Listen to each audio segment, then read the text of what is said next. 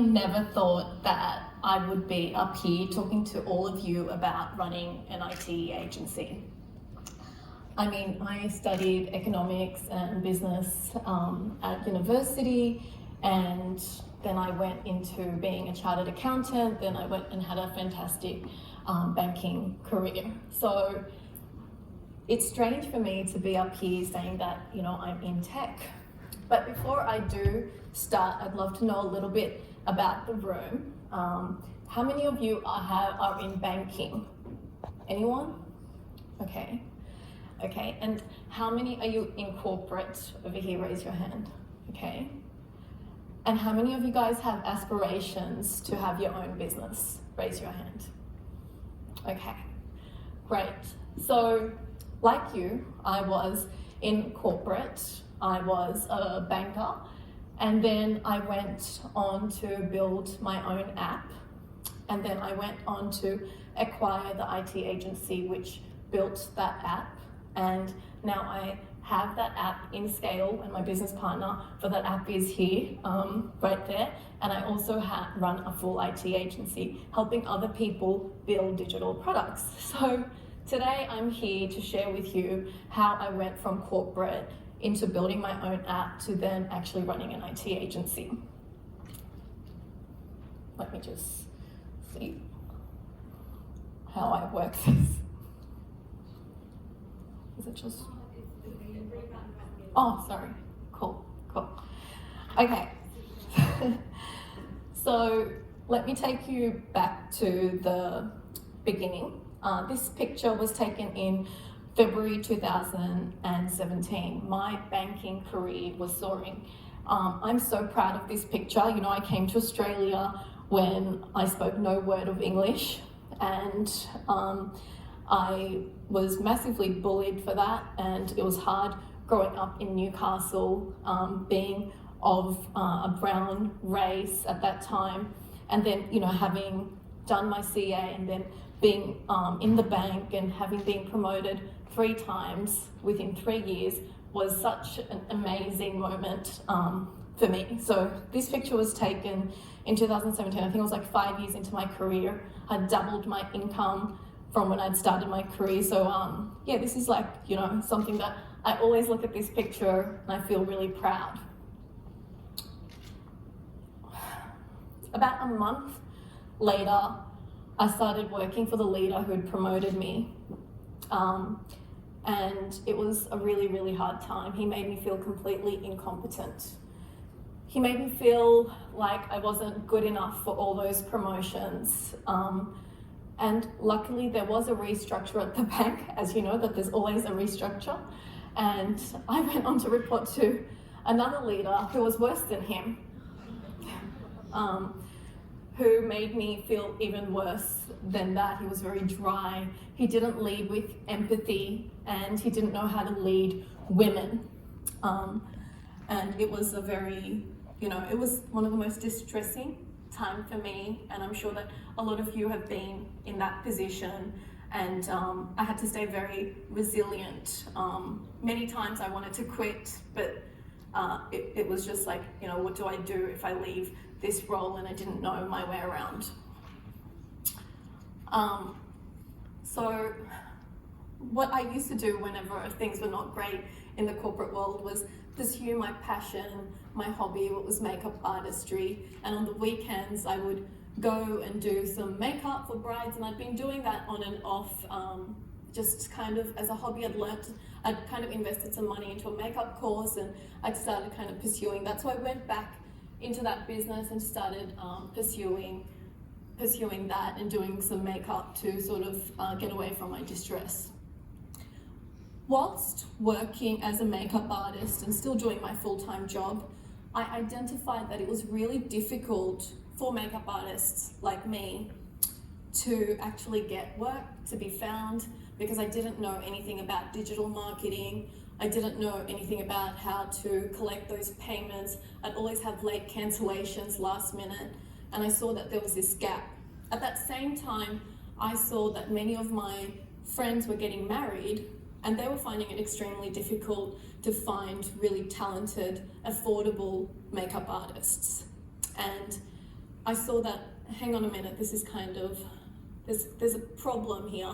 And I saw my friends often booking the really top makeup artists and spending a lot of money from, $1,000 to $2,000 per face. So at the same time, Booking.com, Airbnb, these things were really coming to play and they were really taking off. And I thought, you know what? I'm going to build a Airbnb-like app, but for beauty services. And I'm going to call it Find Book Beauty. So obviously I don't know a thing about app building. I've only been in banking. So what I did is I did my 9-to-5 job, and I did it strictly 9 to 5. And I went home every night, ate dinner for an hour, and then I started learning web designing, programming, mobile app creation, and how to manage teams offshore, because it was very expensive, obviously, to have a full team in Sydney or in Melbourne at that time.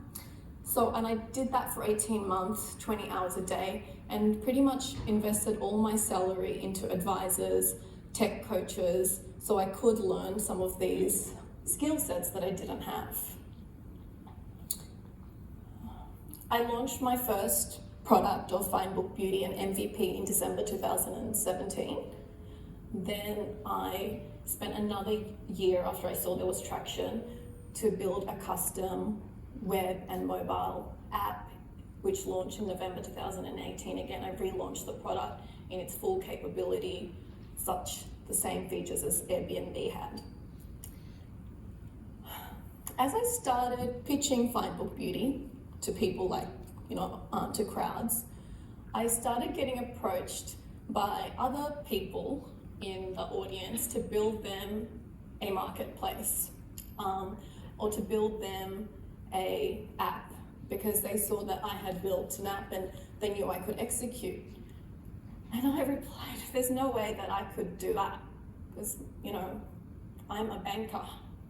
I don't know anything about helping other people build technology. So I said, I can give you guidance for free, but I couldn't possibly do that. And what happened was, one of the founders, who's a very good friend of mine, said, I really want you on the team, and believed in me, and waved a $100K contract at me, saying, this contract could be yours. $100K is it's a big contract for someone that doesn't have a company set up at that point. So what I did is I basically flew over to Pakistan, which was a huge risk, because Australian government said, don't fly to Pakistan, it's not safe, and our Australian embassy will not support you if anything was to happen to you. And my parents were like, that's just too dangerous, and I'm not from Pakistan, just FYI. So I went over there to meet the team, that was only a team of 3, to see if we could form an IT agency and serve Australia and the USA market. And it was a successful trip. I met the 3 people that was over there that had built Find Book Beauty, and over here on the left-hand side is my current business partner in my IT agency business. And we decided in January 2019 that we would become business partners in a new brand. He had already had business, he'd already been running a business for 5 years. It was a very small business, and we would scale that business to become a world-class IT agency. So off we went. We built this brand called Rario in January 2019. We built this e-commerce application soon after. We were fortunate enough to then build this marketplace application, which was for my friend, who I told you waved that big ticketed investment at me I obviously owe it to him for believing in us. And then we also went on to build more brands like so. These are my team's web designs that we've been building since our opening in January. This is a photo that I took from 2 weeks ago, because I went back and visited my team, which is now grown to 16 people from 3. Very proud obviously to have 16 people in 9 months in my IT business, and this is us dining at the top restaurant in Lahore, Pakistan, so very, very cool.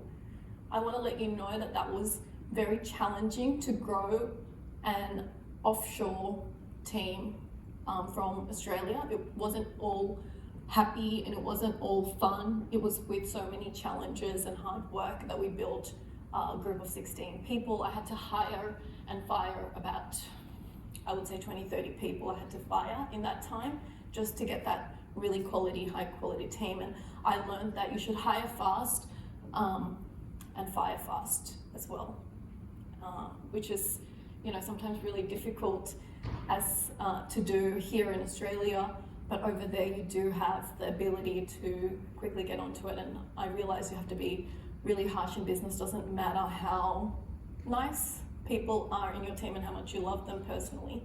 So that was a big learning for me. By the way, while all this was happening, I was working full time as I continued, and I've left my job as of last month after the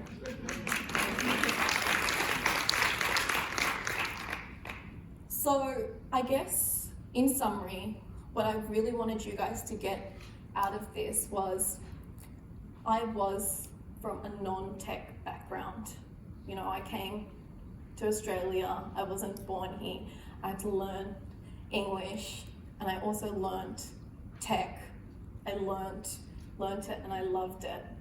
So, and I'm able to run a full IT agency with web designers, with web developers, with digital marketers, all, you know, reporting to me, and I'm able to do that even though I had a non-tech background. So my whole key message to you is that I believe that anyone can pursue tech. I think technology is a mindset. I don't think technology is something that you need to go and source from university. So that's my key message. I would, if you are interested in my story, or if you'd like any help in your tech journey, I'm more than happy to connect with females. It is my passion to see more females in tech, so I encourage you, if you are passionate about getting into tech, to do it and do reach out. You can add me on LinkedIn. I would love to hear from you.